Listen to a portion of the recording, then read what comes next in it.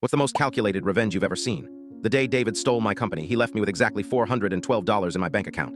I used it to buy a new suit for a job interview as a junior salesman. He thought I was finished. For 10 years, I let him think that. I worked my way up, saved every penny, and studied him from afar. I learned his habits, his vices, but most importantly, his insatiable, arrogant greed.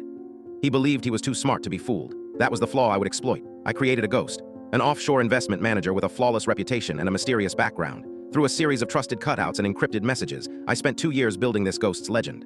Then, I designed the perfect bait, a shell corporation built around a fake next-gen energy technology. The prospect was revolutionary, the patents were expertly forged, and the potential payout was astronomical. I made sure the opportunity was leaked to one of David's associates. As I predicted, David's greed was bigger than his caution. He didn't want to share the prize, so he came after it himself, using back channels to cut out his own people. He never knew he was talking to me. He poured everything into it. Over 18 months, he liquidated his other assets and sank over $20 million, his entire stolen fortune, into my trap. The final step was a wire transfer for another $5 million to secure the final patent. The moment the transfer was confirmed, I picked up a burner phone and made an anonymous call, not to the police, but to the Securities and Exchange Commission. I told them about a fraudulent energy company that was about to vanish with millions of investor dollars, and I gave them the account numbers. Then, from my real email address, I sent David a single message. It was a link to a news article published 30 minutes later. Tech founder vanishes after SEC raid, millions lost. The federal investigation into my fake company was swift.